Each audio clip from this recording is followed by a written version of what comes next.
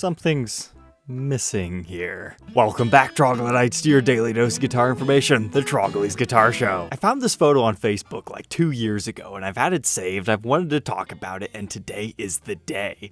We found a no pickup Les Paul. It is just beautiful. Odd, but beautiful. So what would be the practical use of this? Well, it could be an art statement piece for a big-time Gibson collector, because your average player probably wouldn't have that much use for an electric guitar without any electric guitar pickups.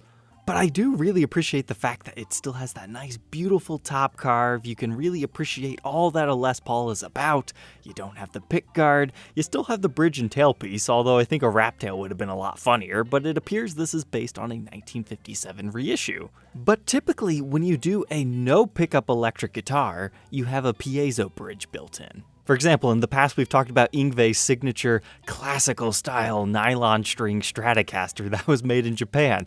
Scalloped fretboard, no traditional pickups, just a piezo saddle in it, and it is a lot of fun. There's a reason why I have that one in my collection, even though I don't necessarily collect Fender guitars.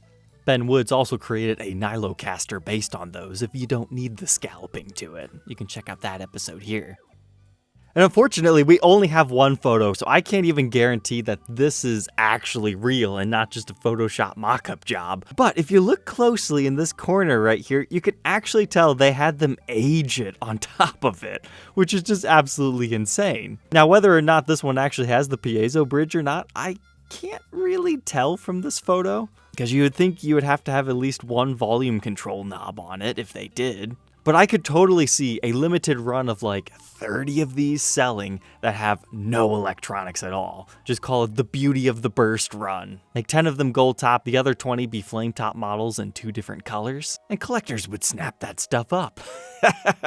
Might seem silly, but at the same time, I think I would enjoy having a straight practice guitar without any electronics in it. I think there would be something motivating there. So if you need a guitar like this right away, what if I told you there was already a run? There was a model in the late 90s, early 2000s known as the Les Paul Acoustic. It was built upon a similar design. You can find some traditional and non-traditional colors, but it's got the flame maple top, but they actually carved the top to form the bridge, and then they put your saddle in there and they did it up string through. So technically you've got no pickups, no controls on the front, but yet the neck was pretty much left alone. But there were 2 versions. One had all your controls here on the edge. That way you could control your piezo a little bit. However, the other version actually incorporates them on the front of the guitar, so it's not quite as clean looking. However, from the side profile shot, which is absolutely gorgeous on these by the way, because you kind of get a natural flamed maple binding because they don't put any on it. And in fact, it looks like they mask it off so it doesn't get the same coloring. So these are quite the impressive sight from the side. So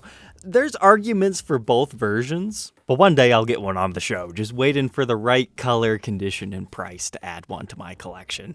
But if only acoustic tones doesn't necessarily interest you, there are other ways to get these simplified Gibsons within the one pickup varieties. So for example, here's a 54 reissue with only one bridge pickup. Here's a wrap tail humbucker with only 2 controls on the front. That's a lot of fun. And these things play differently, not having that neck pickup. If you're interested in checking one out, we actually did document one a couple of years ago. This was a 58 reissue. Generally, they try to make them not too flamey because that keeps the prices down. Because, let's face it, it's for a limited market, but once you play one of these, you'll understand it. Just looking at it in photos and videos, you have no way to fully appreciate what you can get out of these. They inspire you in a different way, and they just open up your strumming so much. And you can also take things to the other extreme with only a neck pickup. Now, personally, I'm not as big of a fan of these, being more into rock music, but they are a little bit more based in history as compared to the bridge only. But this Junior was just a real freak. The Music Zoo called it the Les Paul Junior Rhythm. I called it the Jazz Junior. I still have this one. But it's an idea if you're looking for something a little bit different and you like the simplicity of it. But on that topic, I wanted to share this. Another photo that I've saved for years that is very impressive and made me go, yes, this is the one, this is the one. I need to find this guitar. And it was actually before I found my Wes Paul. That's right, that's not a speech impediment, it's a real thing. Wes Montgomery blent in with a Les Paul. looking beautiful like so.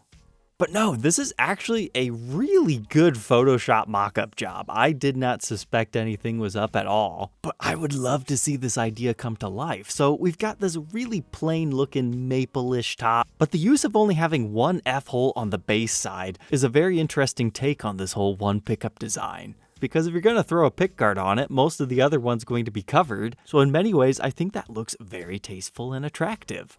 But you're going to notice you've got the ABR1 bridge with a stop bar tailpiece and only a single neck humbucker.